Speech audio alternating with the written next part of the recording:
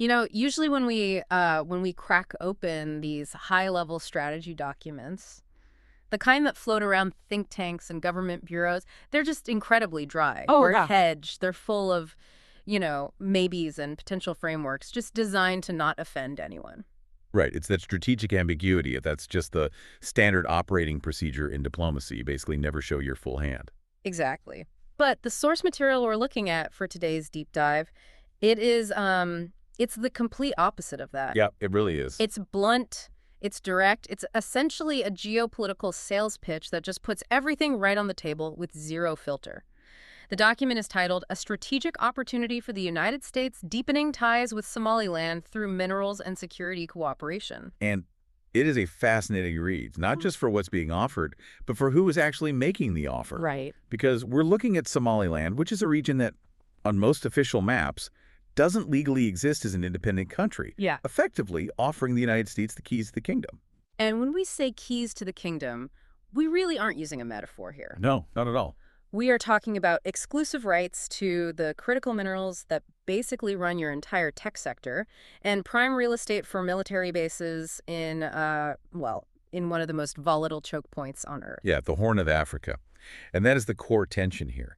You have this state that functions perfectly well, like a country. I mean, it has an army, it has a currency, it holds elections, but it completely lacks the international paperwork. Right, the official UN recognition. Exactly.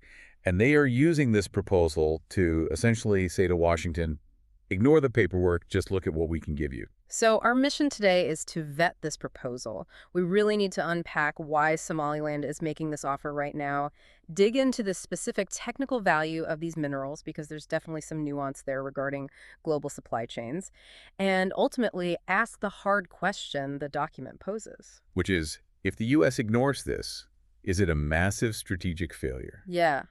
Is it a missed opportunity that they'll regret? The document certainly frames it as a transformative moment. Yeah. A window that is open right now, but might just slam shut if action isn't taken. So before we get into the heavy mining data and the supply chain stuff, let's just orient ourselves. I think when most people hear Horn of Africa, they picture the map, that sharp point jutting out into the Indian Ocean. Mm-hmm. But in terms of logistics, it's not just land. It's a massive global highway. It is the premier global shipping lane. You have the Red Sea feeding directly into the Gulf of Aden. If you are moving goods from Asia to Europe or oil from the Middle East to the West, you are passing right by Somaliland's front porch. Literally right past their coastline. Right. It is arguably the most valuable coastal real estate in the developing world. So high-stakes geography. Now let's look at the pitch itself. The document cites two main architects behind this outreach. Right. You have Qadar Hussein Abdi, the Minister of the Presidency, and President Abdurrahman Mohammed Abdullahi himself. And they aren't beating around the bush. No, the language is strikingly transactional. The minister is quoted effectively saying, we have the resources you need and we want you to have them. Yeah. They're proposing privileged or even exclusive access to their natural resource sector. That word exclusive, that really jumped out at me. Because in a world of free trade and open global markets, offering exclusivity is almost a throwback to a different era of geopolitics. It is. It sounds like they're offering a literal monopoly to lock out U.S. competitors. That is exactly what they're doing. And they sweeten the deal with a major security angle. They're openly inviting the U.S. to establish military bases right on their territory. Which is bold enough just on its own. But there was another detail in the text that I found really telling regarding the broader geopolitics of this. The president indicated that this arrangement could extend to what he called trusted partners. Yes. And he explicitly name-dropped Israel. Which is a massive signal. You really have to understand the context of the region to get why that matters. By explicitly mentioning Israel and democratic partners, Somaliland is trying to strongly differentiate itself from the Arab League consensus and from a lot of its neighbors. It feels like a very deliberate ideological signal. They aren't just saying, we want money. They're saying, we are Western aligned. We're willing to work with your allies that others shun. We are on your team. Precisely. They are trying to leverage their political identity to overcome their lack of diplomatic recognition. They know they can't win on the official status front, so they are trying to win on alignment and shared values. Okay, so that's the pitch. We're your friends, come in and set up shop. Now let's talk about what is actually in the shop, because the document focuses heavily on what it calls the minerals of the future. Critical minerals. Right. The source basically argues that for the U.S., this is an acute vulnerability issue. We talk a lot about energy independence with oil, but we rarely talk about tech independence regarding raw materials. And the big headline in the report is lithium. We all know lithium. It's in the battery of the phone in your pocket. It's in every electric vehicle on the road. It's the currency of the energy transition. You cannot have a green revolution without lithium. The source emphasizes that Somaliland has significant untapped deposits of it.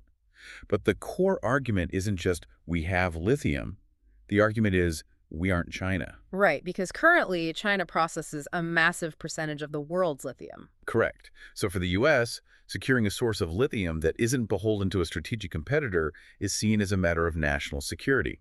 It ensures the power grid and the auto industry don't just grind to a halt if diplomatic relations sour with Beijing. But the mineral that I found much more interesting, mostly because it's so specific and it rarely gets the mainstream spotlight, is coltan.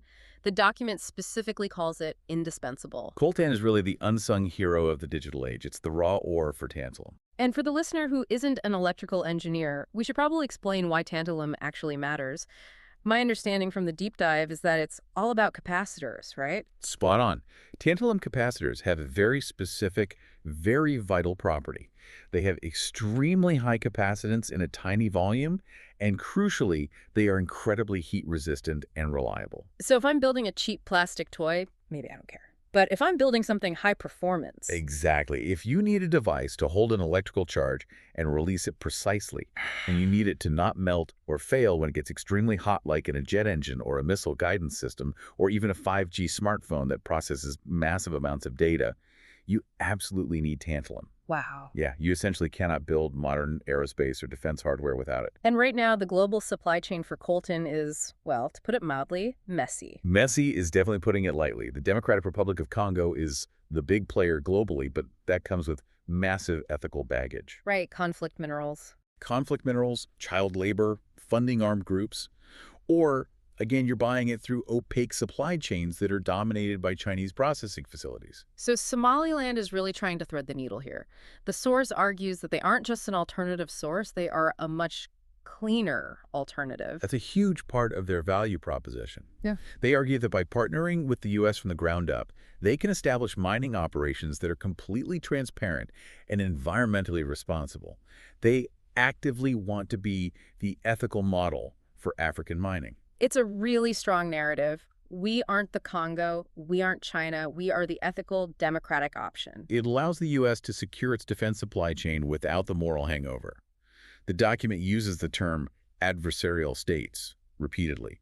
They are playing directly on the very real fear in Washington of being cut off.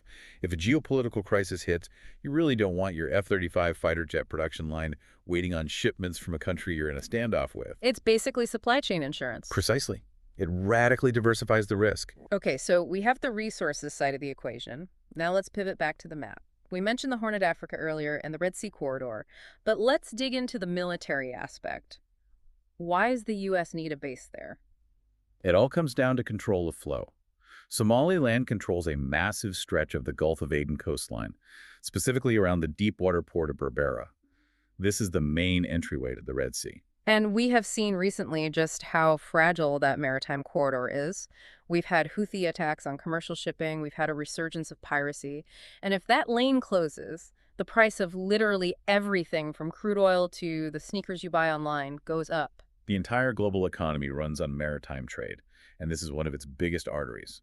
The source makes the case that a U.S. presence in Somaliland would allow for significantly better counter-piracy operations, better counter-terrorism monitoring in East Africa, and just a general projection of stabilizing power. But here is the devil's advocate question that I think any policymaker reading this proposal would ask immediately. The U.S. already has a massive military base right next door in Djibouti, Camp Lemonnier.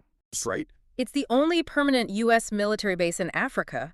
It's practically a stone's throw away from Somaliland. Why do we need another one? That is what analysts call the Djibouti factor, and the source document actually tackles this head-on. They make the argument that the U.S. is over-reliant on Djibouti. Putting all your eggs in one basket. And a very crowded basket at that. You have to remember, Djibouti operates essentially as landlord state. Yeah. They host military bases for everyone. The French are there, The Japanese are there, the Italians are there, Oh, wow. and most significantly, the Chinese have their first overseas naval base right there in Djibouti, just a few miles down the road from the Americans at Camp Lemonnier. That is an incredibly awkward neighborhood. Very. You're trying to run secure, classified operations, and your biggest strategic rival is literally watching you with binoculars from down the street. It creates huge operational constraints. It creates massive surveillance risks. So Somaliland is arguing for what they term operational flexibility. They're saying, come to Berbera. You will have more room, much less surveillance from competitors, and a vital redundant option if things go sideways in Djibouti. It's about not being held hostage by a single landlord. If Djibouti suddenly decides to jack up the rent, or if the internal politics there shift unfavorably, the U.S. currently has nowhere else to go in that region. And the source strongly implies Somaliland would be a much more cost-effective partnership, too. But really, at its core, it's about strategic redundancy. You never want a single point of failure in your global military posture. Okay, so we have the critical minerals, we have the vital strategic location, we have the military redundancy. On paper, this looks like an absolute slam dunk for Washington, but we have to address the elephant in the room, the reason this hasn't already happened. The recognition issue. Right. Somaliland declared independence from Somalia back in 1991. They have effectively run their own show for over 30 years now. But Washington, along with the UN and the African Union, still officially considers them to be part of Somalia. And that is the massive hurdle here.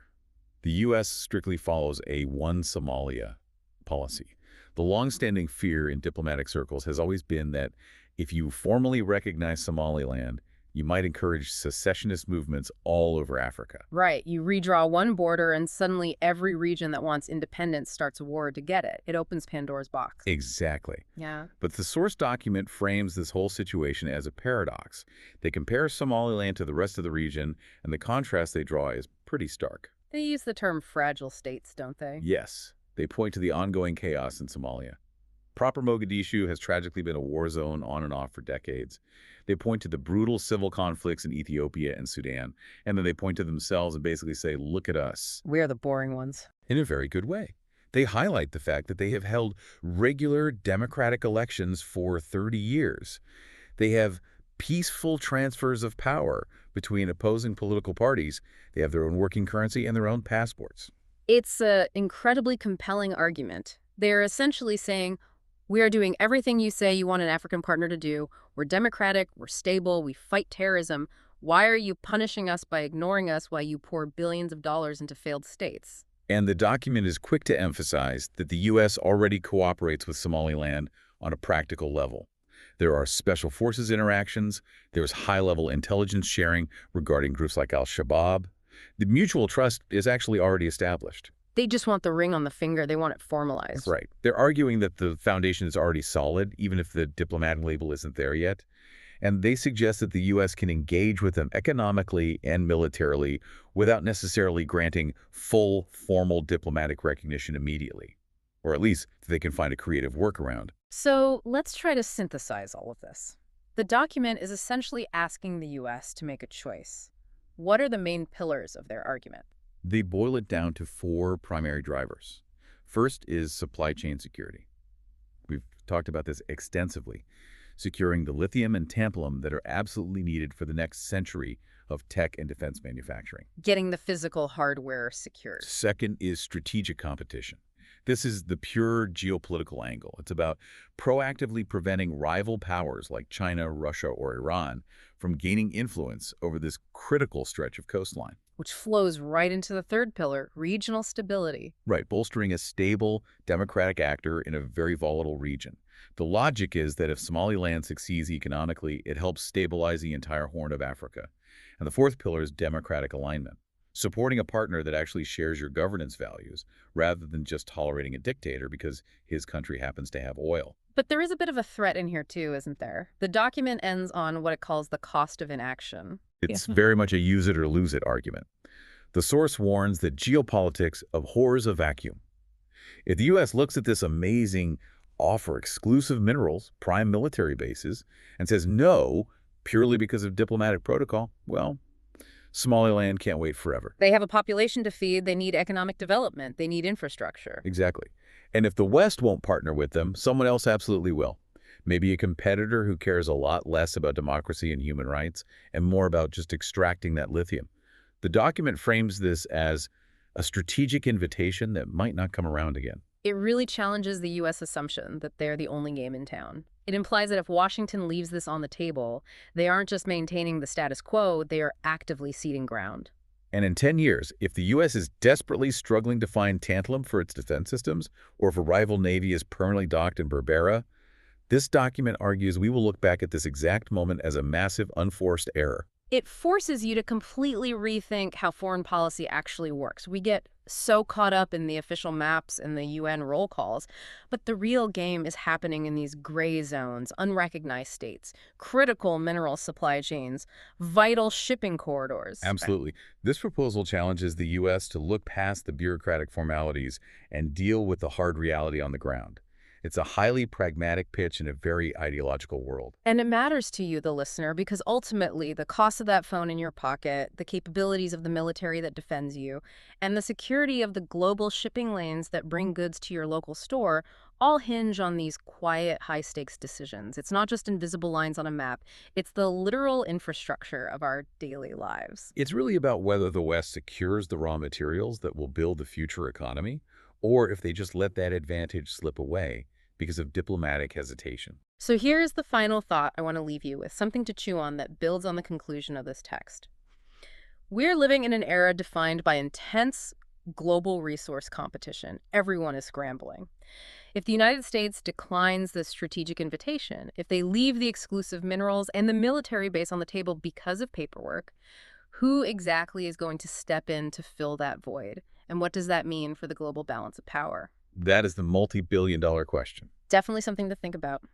Thanks for joining us on this deep dive. We'll catch you next time.